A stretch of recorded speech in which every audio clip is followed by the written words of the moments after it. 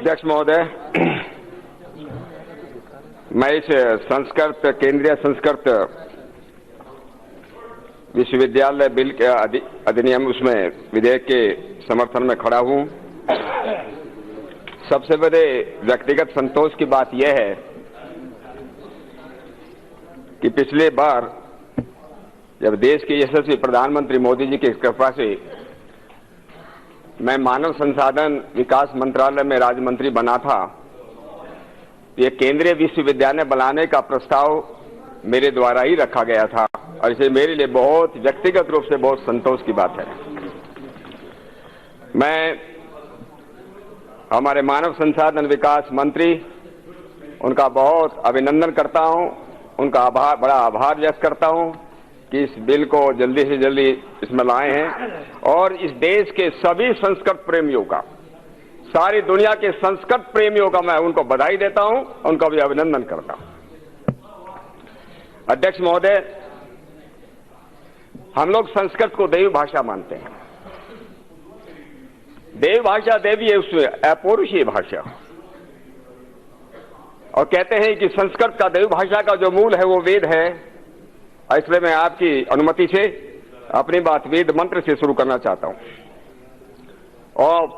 ओम सन्नो मित्र है संवरुण है, सन्नो भवती अर्यमा, सन्नो इंद्रो बृहस्पति, सन्नो विष्णु उरुक्रम, नमो ब्रह्मणे नमस्ते वायो, त्वमेव प्रत्यक्षम ब्रह्मासि, त्वमेव प्रत्यक्षम ब्रह्म वदिष्यामि, ऋतम वदिष्यामि, सत्यम वदिष्यामि, तन्मा वक्तु तन्वक्तारमवतु, अवतु मां वक्तु वकारम। ओम शांति ही शांति ही शांति।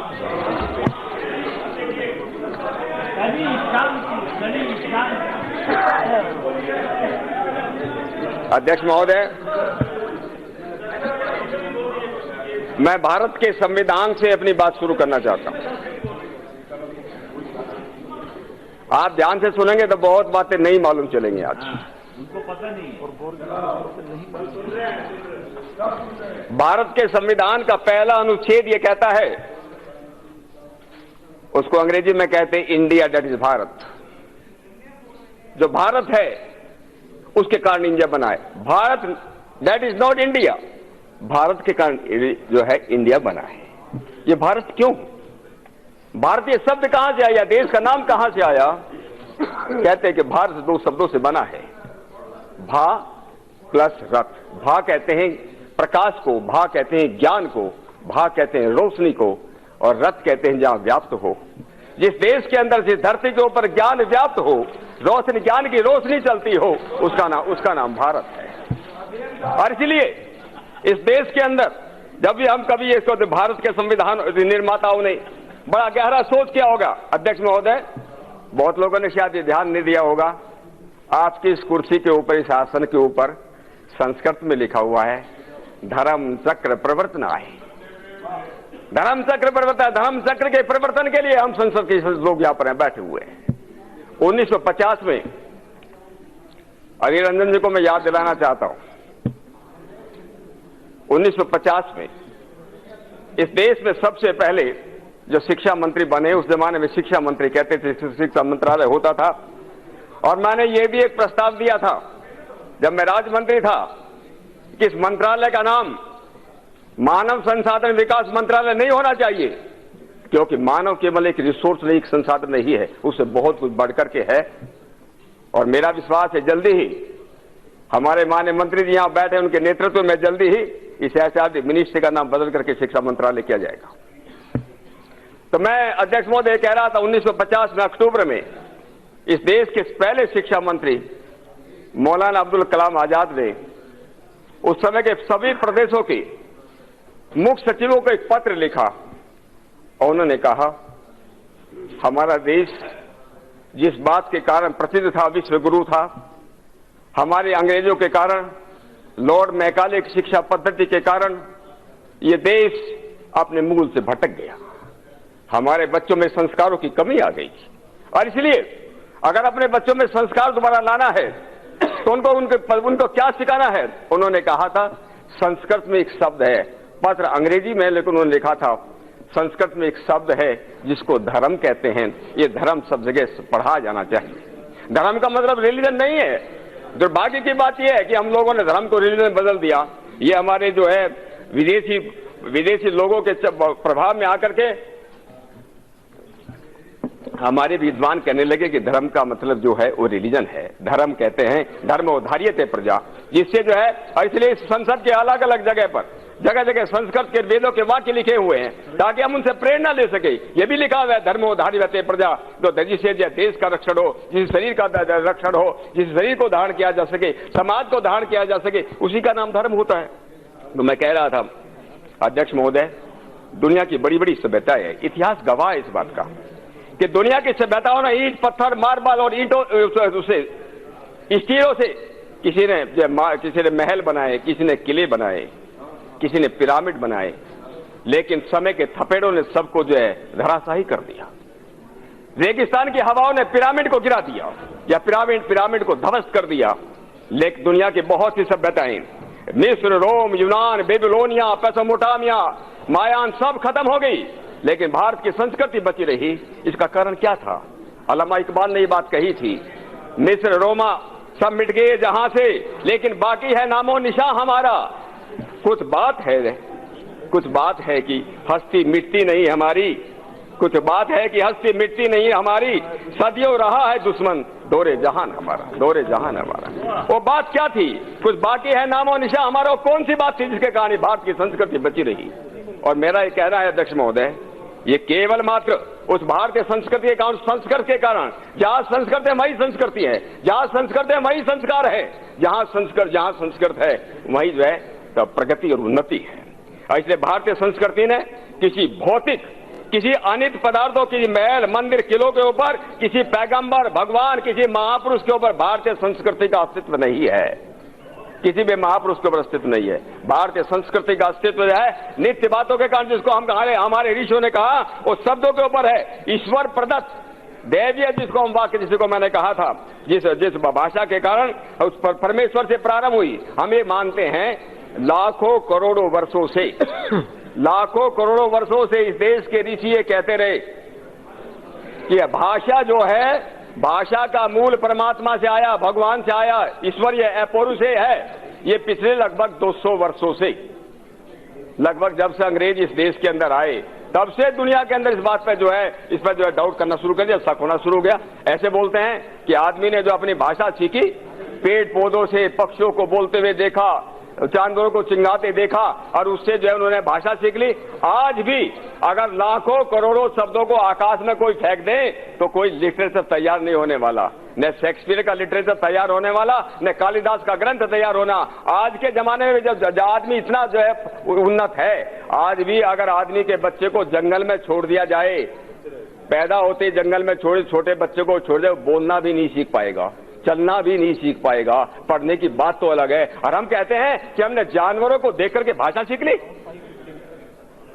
इस बात को ही दूर करने के लिए हमें संस्कृत विश्वविद्यालय की जरूरत है। ऐसे केंद्रीय विश्वविद्यालय इस देश के अंदर बने जो इन पाखंडों को, इस फाल्स प्रोपेगेंडा को दूर कर सके। उसके लिए हमें केंद्रीय संस्कृत विश्वविद्यालय चाहिए।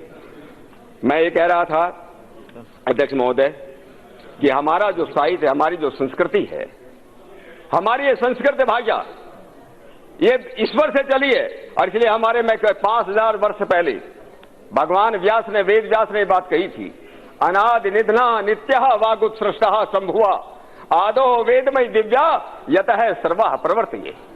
हमारी जो भाषा है, ये वेद की जो भाषा है, ये केवल ईश्वर से चली है, अनादि है, निधन से दूर है। उसी से सारी दुनिया की सारी भाषाएं चली हैं। दुनिया की जितनी भाषाएं हैं, चाहे भारत की भाषाएं हैं, दुनिया की भाषाएं, उन सब के मूल में संस्कृत है। ये लाखों करोड़ों वर्षों से लोग इस बात को मानते हुए आए हैं।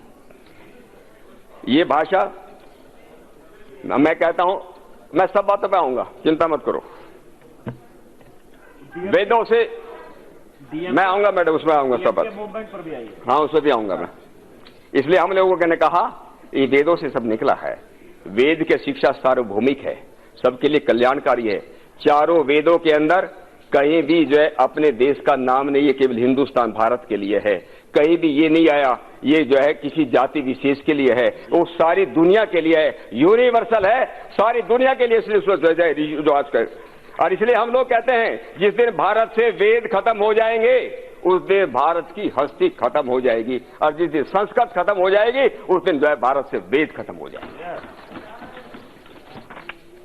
अध्यक्ष महोदय, जब तक इस देश के अंदर वेदों का पठन पाठन चलता रहा तब तक ये देश विश्व गुरु रहा, विश्व विजयी रहा, विद्या में, वीरता में, वैभव में इस देश का कुछ सानी नहीं रहा जब तक इस देश के अंदर वेदों का पठन पाठन और संस्कृत का पठन पाठन चलता रहा। इसलिए हम कहते थे सारी दुनिया के अंदर सबसे प्राचीन अगर कोई संस्कृति है वो भारत की संस्कृति है, वो वेदों की संस्कृति है। इसलिए हम कहते थे सा प्रथमा संस्कृति विश्ववारा, सारी दुनिया के अंदर फैली वो संस्कृति थी, केवल भारतवर्ष के लिए नहीं। हमारे मंत्री जी कह रहे थे, मुझे याद आ गई उनकी बात, एतत् देश प्रसूतस्य सकाशात् अग्रजन्मनः स्वम स्वम चरित्रम शिक्षरेण पृथ्व्याम सर्वमानवा। सारी दुनिया के लोग जिनको जो है जीवन के बारे में जीवन का मर्म समझना है, जीवन का मर्म समझना है कि जन्म से लेकर के, केवल जन्म से नहीं, जन्म पूर्व से लेकर के अब मृत्यु पर्यंत जितनी भी विधाएं दुनिया के अंदर है, ज्ञान विज्ञान जितने भी विज्ञान दुनिया के अंदर है, उनको अगर समझना है, चरित्र की शिक्षा लेना है तो आओ भारत के ऋषियों के चरणों में आओ और वहां से कुछ सीख करके जाओ। कितने विश्वविद्यालय थे, केवल नालंदा से तक्षशिला नहीं थे, मैं गिनाऊं लोगों तो 20-25 तो मुझको याद है। मेरा गांव विक्रमशिला भी था, काशी भी था, बल्लभी भी था, ओदनपुरी था, रत्नागिरी, नवदीप, विक्रमपुरा, धारा, कांची, पता नहीं कितने विश्वविद्यालय जो है इस देश के अंदर चलते थे। बागपत में व्यासप्रस्थ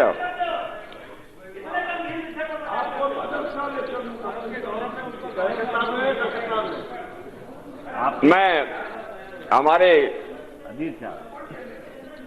और तो सपोर्ट ही करेंगे अपने को। हमारे यहाँ हमारे विद्वान वरिष्ठ हमारे सांसद हैं सत्यपाल जी, आप बहुत अच्छा बोल रहे हो, मगर पार्टी के बहुत सारे लोगों को नहीं, आज तो पहले मुझे बोलना अध्यक्ष जी, और कोई बोले नहीं बोले। हाँ, आज 10 बजे बिल पास कराए। अध्यक्ष जी, मैं कह रहा था ये बात है केवल जो है 5000 वर्ष पहले की बात नहीं है, लाखों वर्ष करोड़ वर्ष से चलता रहा। कुछ लोग ये भी बोलते हैं, अरे कुछ लोग बोलते हैं कि भारतीय संस्कृति 5000 वर्ष पुरानी है। मैं उनको बोलता हूं, जो लोग ऐसा कहते हैं मुझे लगता है वो कम पढ़े लिखे लोग हैं। आप लोग जो बहुत, आप में से बहुत लोगों ने संकल्प करा हुआ कि कश्मीर से लेकर के कन्याकुमारी तक, चाहे तमिलनाडु की बात हो या केरला की बात हो या त्रिवेंद्रम की बात हो, सब जगह आप जाओ, पंडित होकर जाए, संकल्प मंत्र कराते हैं, संकल्प मंत्र सब पढ़ते हैं। और संकल्प मंत्र में ये पढ़ते हैं कि इस दुनिया को बने हुए जो है कितने लोग कितने दिन हो गए। मैं उसको पढ़ के भी आपको बता दूंगा। मैं ये कह रहा था अध्यक्ष महोदय, हाँ, कि भर्तृहरि जी ने कहा, भर्तृहरि जो हुए, अनादि निधनम ब्रह्म शब्द तत्वम यद अक्षरम विवर्तते अर्थ भावेन प्रक्रिया जगतो यथ है। सारी दुनिया के अंदर जो है इस संस्कृत भाषा से ज्ञान और विज्ञान जो है फैला। ट्रांसलेशन कर रहा हूं मैं, अभी कर रहा हूं, सुन लो। आप बैठिए बैठिए। अरे नहीं, मैं ट्रांसलेशन कर रहा हूं। अरे नहीं, सुनिए, इसका ट्रांसलेशन इतना है कि ये जो संस्कृत भाषा है ये अनादि है, ये किसी आदमी ने तैयार नहीं किया है। ये जो ब्रह्म का शब्द है, हमारे अक्षर कहते हैं, अक्षर से शब्द बनता है। अक्षर का मतलब ये है जो कभी नाश नहीं होता।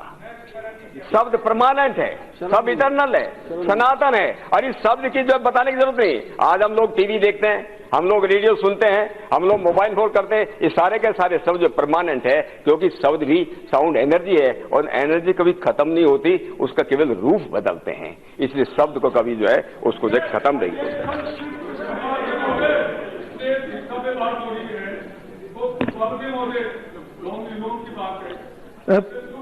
आप सुनिए पहले, आप चालू रखिए।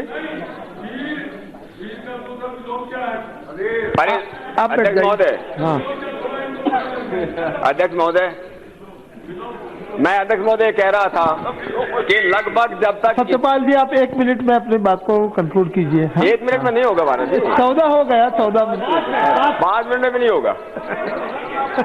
मैं बात कर रहा हूँ। ठीक है, चलो। मैं एक अध्यक्ष महोदय कह, आप भी तो सुनो अध्यक्ष महोदय। सुनता ही हूँ।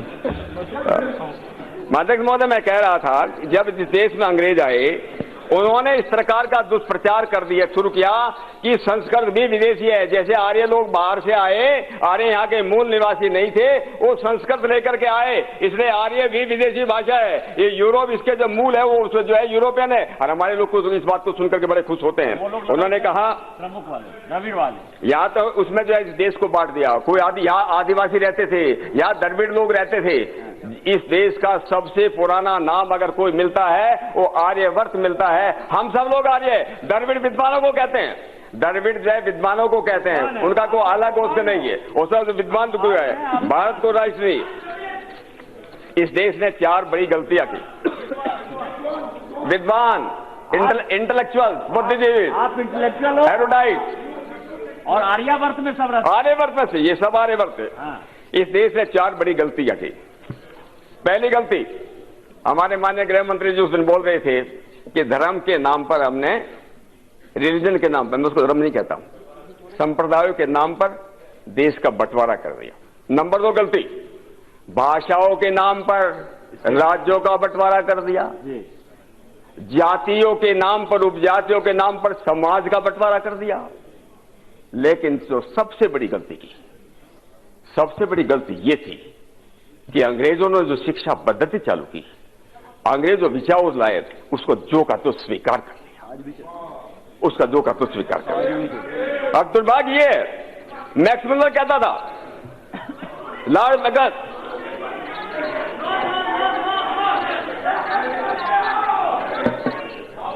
अभी अरे मुझे बोलने दीजिए ना, बाद में मेरे से बाद में पूछना।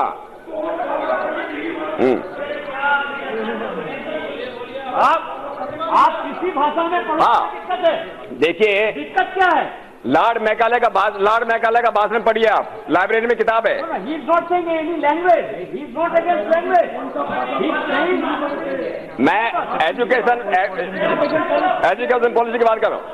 मैं कह रहा हूँ, आप बोलिए। लॉर्ड मैकाले ने एक बात कही थी जो मैं कभी कभी और समाप्त कीजिए फिर बाद में। अध्यक्ष महोदय, मैं आपको ये कह रहा हूँ, लॉर्ड मैकाले ने जब अपनी एजुकेशन पॉलिसी लाई, उन्होंने कहा था इंग्लिश एजुकेशन वो train up a class of persons, Indian in blood and colour, but English in taste, in morals, intellect and opinion. वो देखने में तो भारतीय नजर आएंगे, लेकिन सोच में, रहन सहन में वो अंग्रेज नजर आएंगे। ये दिखाई देता है कई बार संसद में भी देखता हूं मैं ये बातें, कि उनकी सोच इस प्रकार की हो गई है जो एकदम से विदेश उसकी बात करते हैं। जैसे कल दारू की बात किया। हाँ, दारू की। मुझे आप बताइए अध्यक्ष महोदय, क्या अमेरिका के लोग अपने बच्चों को इतिहास या रशियन इतिहासकार का लिखा हुआ पढ़ाएंगे? क्या इंग्लैंड के अंदर जर्मन के इतिहासकार को इतिहास पढ़ाएंगे? या जर्मनी वाले अपने बच्चों को किसी इंग्लिश इतिहासकार का इतिहास पढ़ाएंगे? लेकिन ये दुर्भाग्य है इस देश का कि अंग्रेजों का लिखा हुआ इतिहास हमारे देश में, हमारी यूनिवर्सिटी में पढ़ाया जाता है। और आज भी 70 वर्षों के बाद भी हम इसको दूर नहीं कर पाए। ये चैलेंज है हमारे लिए, संस्कृत यूनिवर्सिटीज के लिए भी, कि इसको दूर करना चाहिए। हमारी रिसर्च विदेशों का समर्थन करते रही, जिसको हम संस्कृत में बोले उच्छिष्ट भोजी, उनका झूठा खाते रहे। हमारे विद्वान जो यूनिवर्सिटी में बैठे हुए, क्या संस्कृत तो डेड भाषा है, संस्कृत तो मृतप्राय भाषा हो गई, कभी इस देश की भाषा ही नहीं रही। इस तरह की बातें हम लोग करने लगे। मैं अध्यक्ष महोदय,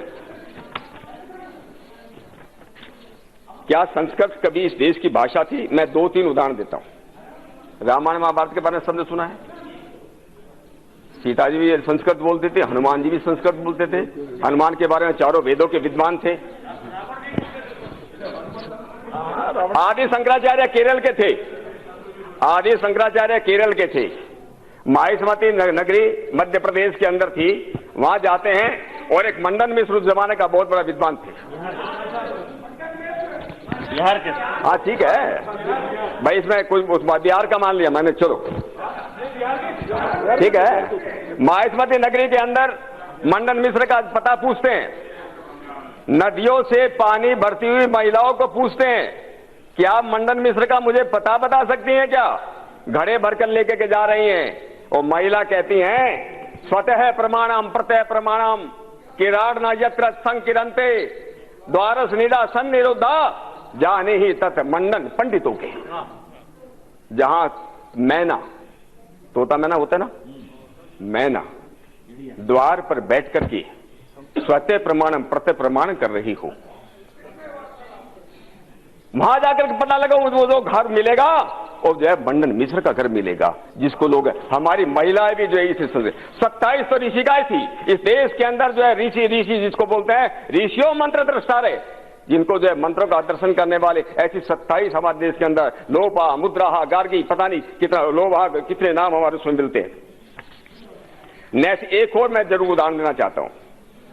12वीं शताब्दी में श्री हर्ष नाम के एक बहुत बड़े संस्कृत के कवि हुए, उन्होंने एक नैसर्गिक चरित्र नाम का एक नाटक लिखा। दमयंती के स्वयंवर की बात हो रही है। दमयंती के स्वयंवर के लिए सारी दुनिया से राजा लोग आते हैं, राजकुमार आते हैं। उन्होंने लिखा, कहते हैं आपस में अलग अलग भाषाएं बोलते थे, लेकिन यहां दुनिया के लोग आए तो आपस में कैसे बात करें? तो श्री हर्ष बोलते हैं, अन्यो अन्य भाषा न बोध भीते संस्कृत व्यवहार वत्सु दिग्भय समतेषु नृपेषु तेषु सोवर्ग वर्गो न जनेर चिन्हे। ये राजकुमार, क्योंकि उनको ये डर था कि हमारी भाषा को समझेगा नहीं समझेगा, इसे सब आपस में संस्कृत बोलते हैं। सारी दुनिया के लोग संस्कृत बोलते थे। सप्तद्वीपा वसुमती त्रियलोका चत्वारो वेदा, 7 द्वीप में, ऑल 7 कॉन्टिनेंट्स। ये जो है महाभाष्य में, महाभारत से पहले हुआ है, पतंजलि का लिखा हुआ किताब है, उसका नाम है महाभाष्य। और महाभाष्य से मैं कहता हूं पतंजलि का लिखा हुआ है। पतंजलि ने योग सूत्र लिखा है।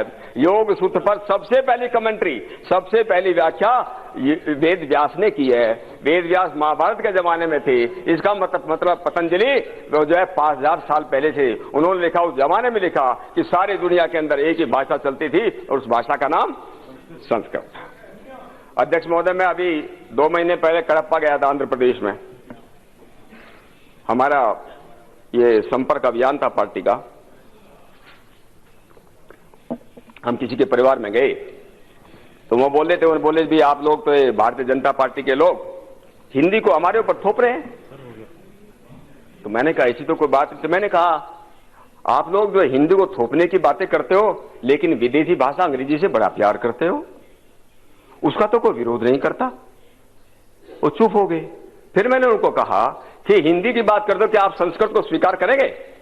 बोला नहीं, आप हिंदी को स्वीकार नहीं करेंगे लेकिन संस्कृत को स्वीकार कर लेंगे।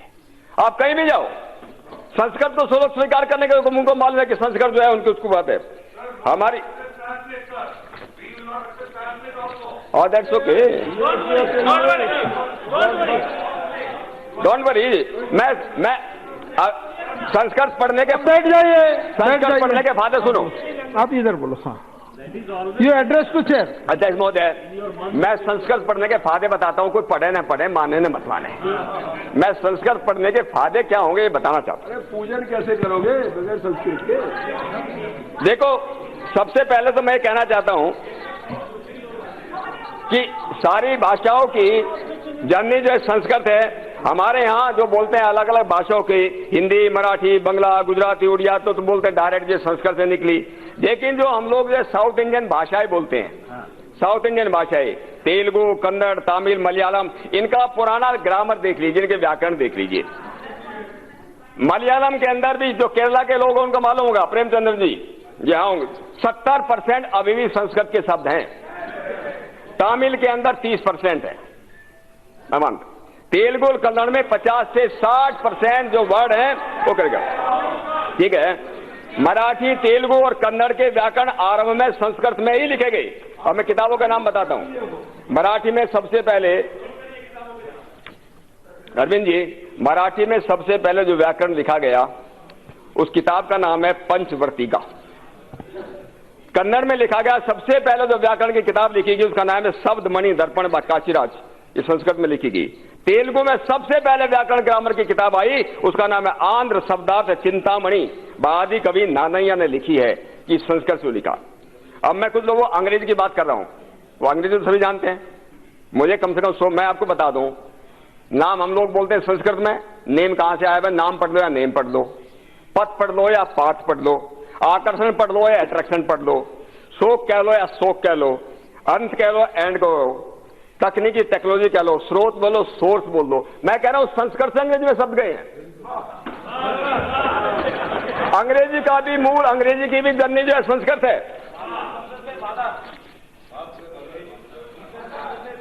मैं कह रहा था संस्कृति क्यों, हमारे अपने बच्चों को संस्कार देना चाहते हैं हम लोग।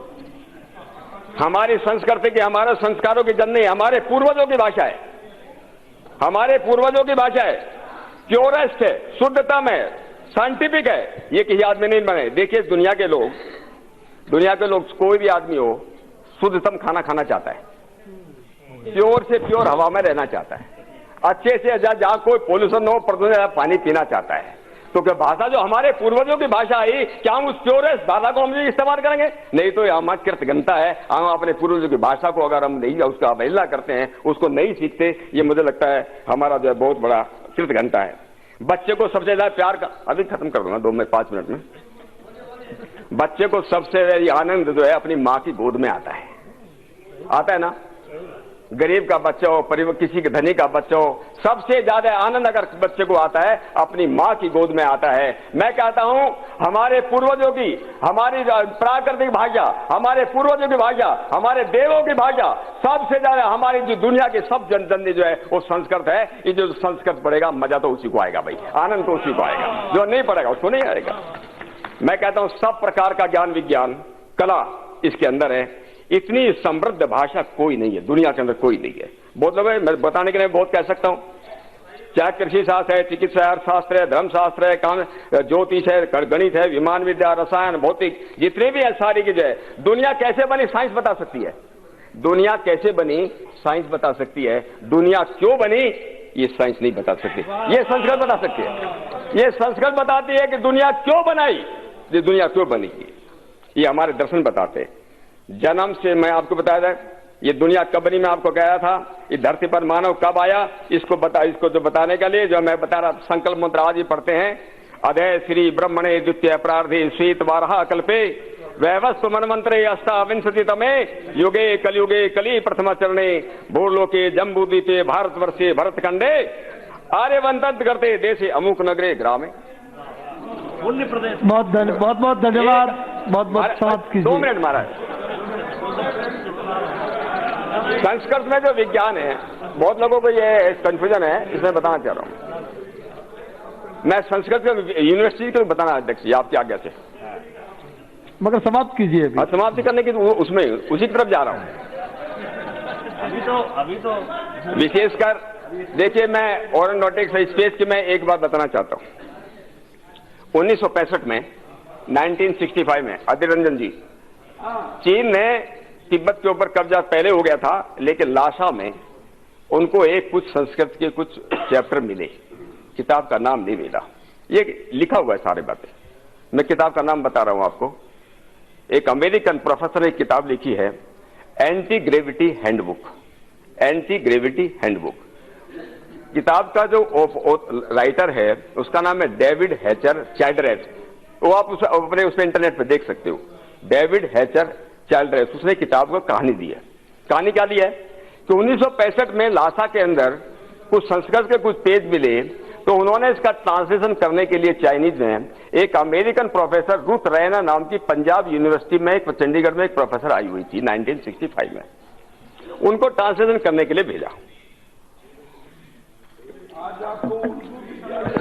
ये ट्रांसलेशन करने के बाद इस प्रोफेसर रुथ रैना ने एक कॉपी चाइनीज को भेजी और एक कॉपी हमारे इंडियन इंस्टीट्यूट ऑफ बेंगलोर को भेजी, Indian institute of science Bangalore को भेजी। 10 साल के बाद हमारे इंडियन इंस्टीट्यूट ऑफ साइंस के प्रोफेसरों ने कहा इस किताब, ये जो हमारे पास ये आई है संस्कृत में आई है, इसमें हमको ज्यादा कुछ सब्सटेंस, ज्यादा कुछ दम नजर नहीं आता है, और ये यंत्र सर्वस्व का भाग नहीं है, वो सम्रांगण सूत्र के आते। लेकिन 1975 में 10 साल के बाद की बात कर रहा हूं, चाइनीज ने इंटर स्टेट जो सैटेलाइट को उसको कहता है ये सही है, उसके आधार पर चाइनीज ने ये कि हमको मालूम नहीं चलता। 1985 में बुक पब्लिश हुई है, 1985 जिसका एंटी ग्रेविटी हैंडबुक, उसके अंदर उसी इंसिडेंट का जिक्र किया है कि किस प्रकार से भारत के लोगों ने उसको नकार दिया, क्योंकि हम अंग्रेजों के गुलाम हो चुके थे, हमारी मानसिक प्रति अभी भी गुलाम थी, हम लोगों ने संस्कृत को जो है महत्ता नहीं दी, इसलिए जो चाइना हम लोगों से आगे निकल गया।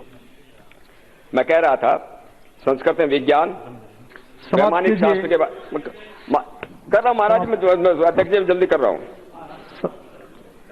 मैं नेक्स्ट स्पीकर का नाम बोलता हूँ, आप समाप्त कीजिए। हाँ शुरू कर रहा हूँ।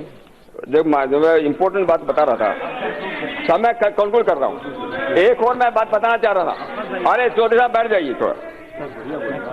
मैं एक संस्कृत भाषा के वैज्ञानिक मैं अपने मंत्री महोदय से बताना चाहता हूँ। कंक्लूड कर रहा हूँ। देखिए मैं कह रहा हूँ कि हमारे जो संस्कृत ये हमारे सेंट्रल यूनिवर्सिटी बन रही है, एक किस प्रकार की रिसर्च इनको करना चाहिए। एक तो ये बाहर के विदेशी विद्वान जो है जो फॉल्स प्रोपेगेंडा फैला रहे हैं। एक किताब आई थी 1907 के अंदर, 1907 में किताब आई, ये इन्वेडिंग दी। बहुत बहुत धन्यवाद। बस खत्म कर रहा हूँ अध्यक्ष जी, खत्म कर रहा हूँ। एक वाक्य में बोल दो, एक वाक्य में बोल दो। भारतीय उसके बारे में, हिंदुत्व के बारे में अमेरिका वगैरह में जो स्टडी चल रही है वो किस प्रकार से फॉल्स प्रोपेगेंडा दुनिया के अंदर प्रचार कर रहे हैं। हमारी सेंट्रल यूनिवर्सिटी का सबसे बड़ा लक्ष्य ये होना चाहिए, इस फॉल्स प्रोपेगेंडा को हम कैसे खत्म करें। बहुत बहुत धन्यवाद। हमारे जो मंत्री है अध्यक्ष जी, बोलिए एक वाक्य चालू करो, एक वाक्य बोल रहा हूँ अध्यक्ष जी। मैं एक बात क्या, ठीक है मैं एक बात कहकर बात कर, Raja ji just please give me 2 minutes. नहीं, मैं खत्म कर रहा हूँ, समाप्त करो। मैं ये कह रहा हूँ अध्यक्ष जी, मैं एक बात कह करके अपनी बात समाप्त करता हूँ। आप जिस समय स्वामी विवेकानंद के पास स्वामी दयानंद पढ़ने गए, स्वामी विवेकानंद से उनसे पूछा क्या पढ़ करके आए हो। उन्होंने मनुष्य रचित ग्रंथों का नाम दिया। उन्होंने कहा मैं तुमको तब पढ़ाऊंगा जब सब कुछ भूल करके आओ। मैं केवल ऋषि ग्रंथ पढ़ाऊंगा, तब जैसे सारे भूल करके जाओ, सब जमुना में जाकर के उसने किताब फेंक दी। मैं इस संस्कृत यूनिवर्सिटी के प्रोफेसरों से आपके माध्यम से, इस सदन के माध्यम से संदेश देना चाहता हूं। ये केंद्रीय यूनिवर्सिटी जो बन रही है उनको सारा जो आज तो 70 वर्षों में जो चलता रहा उसको भूल करके जो ऋषि ग्रंथ के अंदर वेदांग है उसके ऊपर रिसर्च करना होगा, उसके ऊपर रिसर्च करके इस देश को आगे बहुत धन्यवाद।